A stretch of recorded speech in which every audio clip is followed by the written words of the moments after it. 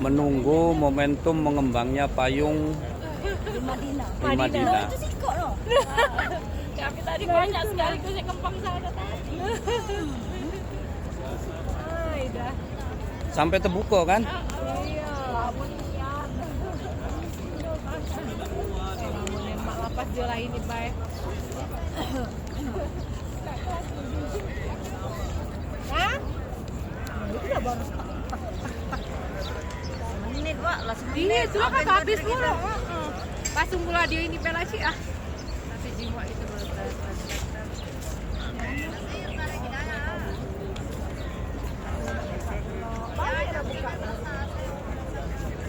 Ini baru nak buka ini.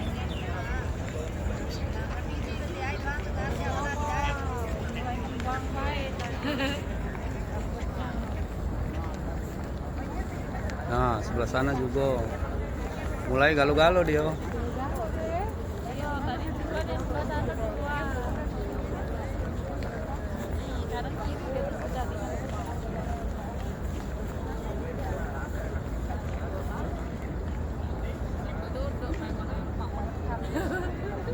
Di bawahnya deh.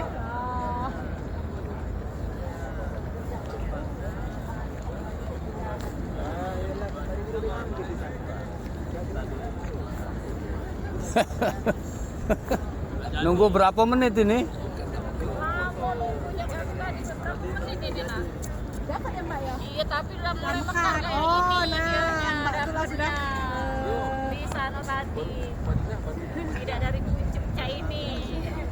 Tapi cepet dianya tadi tuh dari puncak ini mekarnya. Lalu ini agak habis buat drink time. Bareng sih itu sama ini. Dia bergerak. Apa dia kedip-kedip baik. Fisik dikit lewat ya. Hari ini adalah hari terakhir, hari kepulangan Bapak Ibu semua.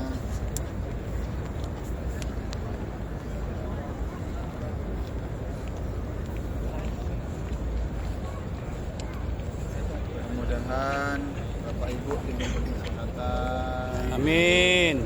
diberi keselamatan, Amin. sehingga bertemu keluarga bahagia, senang di sana yang meninggal. Amin. Amin. Sekarang Amin. hari terakhir karena sudah berapa hari ini Bapak Ibu orang dari Madinah sudah bertetangga dengan baginda Rasulullah Sallallahu Alaihi Wasallam.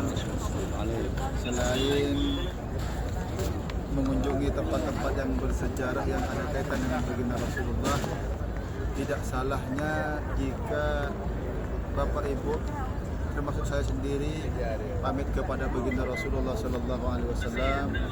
Tujuannya pamit bukan karena tidak mau kembali lagi ke sini, bukan karena sudah bosan di sini, bukan karena juga tidak mau bertetangga lama-lama dengan baginda Rasulullah, melainkan ini karena waktunya pulang Bapak Ibu semua. Mudah-mudahan pulangnya dari sini sampai ke Indonesia, ya tentu yang pertama adalah keselamatan dan juga kebahagiaan untuk keluarga, dan mudah-mudahan mendapatkan utamanya barokah dan yang paling penting syafaat dari baginda Rasulullah Sallallahu Alaihi Wasallam. Amin. Bapak Ibu yang rahmati oleh Allah Subhanahu Wa Taala, sebelum doa, sebelum salam kepada baginda Rasulullah, ini ada kubah hijau. Di bawah kubah hijau ini dulu adalah rumahnya baginda Rasulullah. Sekarang menjadi tempat istirahat baginda Rasulullah. Di dalamnya di sana Bapak Ibu ada 3 orang. Yang pertama adalah baginda Rasulullah, yang kedua adalah Sayyidina Abu Bakar, yang ketiga adalah Sayyidina Umar. Tentu yang pertama adalah baginda Rasulullah. Kenapa Rasulullah dikuburkan di sana? Karena memang Rasulullah meminta dikuburkan di situ. Terus kenapa Sayyidina Abu Bakar dikuburkan di sana? Karena Sayyidina Abu Bakar ini selain mertua daripada baginda Rasulullah SAW, beliaulah yang paling royal, yang paling cinta sepertinya kepada baginda Rasulullah, sampai semua harta kekayaan Sayyidina Abu Bakar hanya dikorbankan untuk berjuang dengan baginda Rasulullah. Terus yang ketiga adalah Sayyidina Umar. Sayyidina Umar ini Bapak Ibu termasuk adalah pengganti setelah Sayyidina Abu Bakar di Madinah.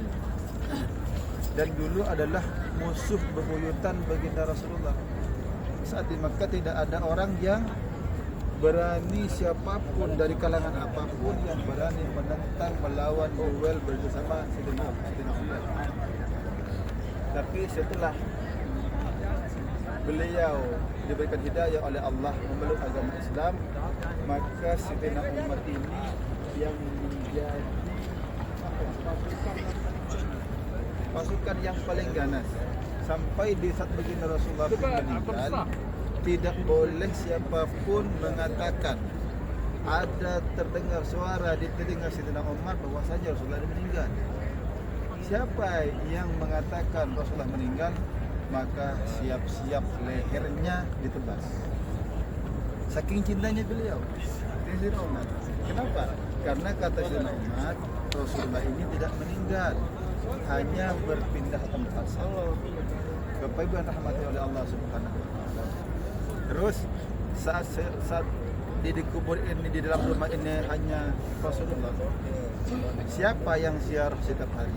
Selalu ziarah kepada Rasulullah, yaitu istrinya. Siapa istrinya? Hah? Siti Khadijah. Siti Aisyah. Iya. Di Makla ya, Siti Khadijah di Makla. Siti Aisyah. Terus di saat Siti Aisyah ini ziarah kepada baginda Rasulullah, maka seperti pada umumnya ibu-ibu seperti sekarang. Jadi Siti Aisyah ini tidak pakai cadar. Kenapa? Karena dia suaminya. Datang yang kedua adalah Sayyidina Abu Bakar. Sayyidina Abu Bakar dikubur di samping Rasulullah, maka Siti Aisyah ini saat ziarah seperti biasa. Karena apa? Karena Sayyidina Abu Bakar ini adalah ayahnya. Jadi Rasulullah, Abu Bakar masih ziarahnya sama, beliau tidak pakai cadar. Tapi yang ketiga datang Sayyidina Umar, maka Rasulullah Sayyidina Aisyah ziarahnya sudah tidak terbuka lagi, sudah tutup muka, yaitu pakai cadar. Kenapa? Karena yang ketiga ini bukan keluarganya, cuma sahabat baginda Rasulullah SAW. Jadi inilah pentingnya datanya itu juga ilmu. Artinya mana yang keluarga, mana yang sahabatnya, mana yang bukan keluarganya. Jadi perbedaannya boleh dicontohkan oleh Sayyidah Aisyah radhiyallahu anha. Bapak Ibu rahmati oleh Allah Subhanahu wa taala. Terutama orang yang datang ke sini bukan karena Madinahnya, bukan karena Masjid Nabawinya. Madinah ini dulunya adalah Yasrib. Tempat ini sudah ada sebelum adanya Rasulullah. Kecuali masjidnya dibangun setelah Rasulullah di sini. Kalau memandang kotanya, semua ada kota. Enggak di Arab Saudi, di Indonesia, tidak semua orang datang seramai ini. Banyak di setiap tempat, di banyak masjid yang juga megah. Tapi tidak sebanyak orang yang datang seperti ini. Kenapa orang datang ke sini berbondong-bondong? Di antaranya penyebabnya karena ada baginda Rasulullah. Kalau seandainya tidak ada baginda Rasulullah, tidak mungkin orang datang ke sini. Begitu juga Bapak Ibu datang ke sini. Memang dulu sebelum datangnya Rasulullah ke sini, banyak orang yang datang ke sini bukan karena mau ibadah di sini, bukan karena mau ziarah Rasulullah. Kenapa? Karena orang mau berdagang. Karena orang yang berdagang ke Syam, ke Turki, ke Syria semuanya itu harus melewati Yasrib dulunya, yang sekarang menjadi Madinah. Yasrib tidak harus melewati di sini, tidak ada jalur lain kecuali melewati. Mau ya dari Jeddah, mau dari Makkah, semua harus melewati Yasrib Madinah ini. Hanya perlintasan. Tapi sekarang semuanya orang datang ke sini berbondong-bondong baginda Rasulullah SAW. Sempat Bapak Ibu, berapa kali Rasulullah ini jasadnya yang mau dicuri oleh orang-orang yang benci kepada Islam, termasuk orang kafir Quraisy. Ini bukan hanya penduduk Madinah, orang dari Syria pernah ada, orang dari Syam ingin menuju Rasulullah. Orang dari Suriah ada yang menginginkan Madinah Rasulullah. Kenapa?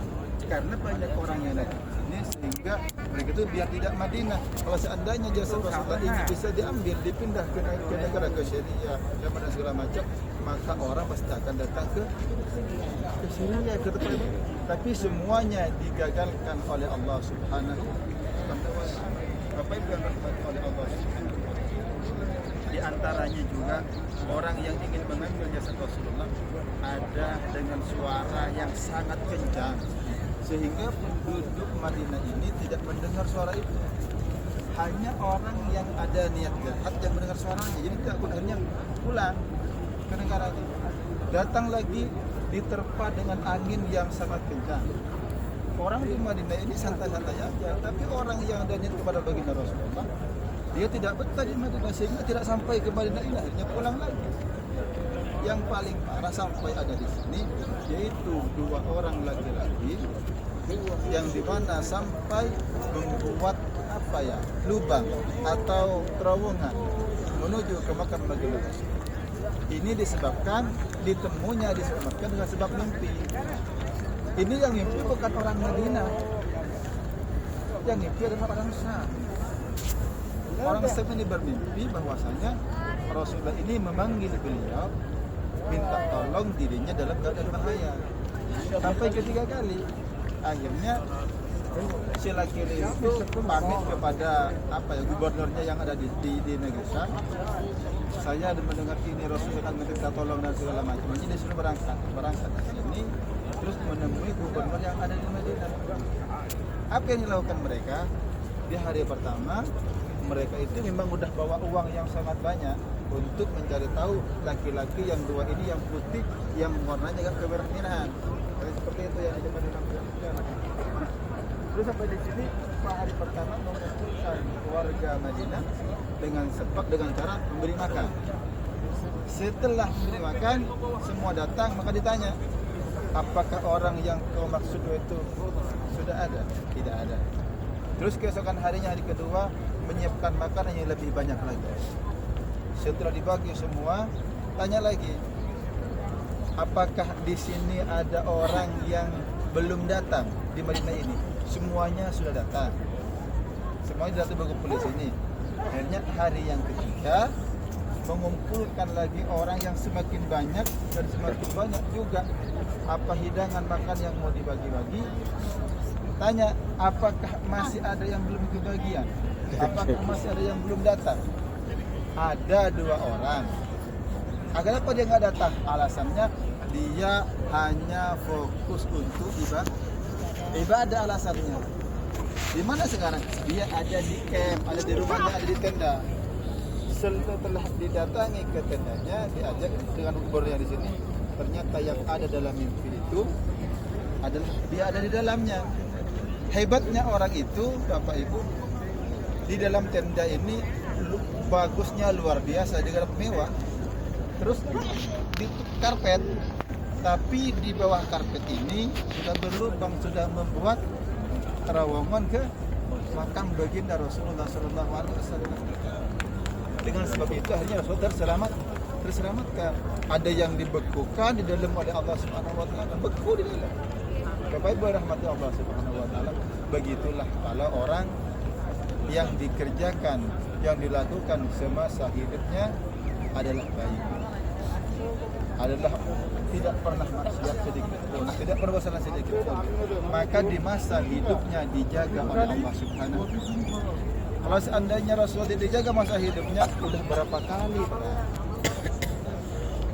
Mekah perang Hunain ada, perang Khandaq, perang Badar, perang Uhud, banyak kali ditangkap juga Rasulullah daripada dengan batu. Kalau tidak dijaga oleh Allah, tentu Rasulullah meninggal pada waktu itu. Sampai Rasulullah meninggal pun tetap dijaga, dilindungi oleh Allah Subhanahu wa Ta'ala.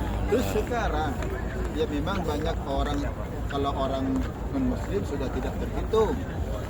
Walaupun banyak orang Islam sekalian pun mencaci baginda Rasulullah, tidak pernah ada orang seperti ini yang menceritakan keburukan Rasulullah, tidak ada. yang dibicarakan adalah kebaikan baginda Rasulullah SAW. Sampai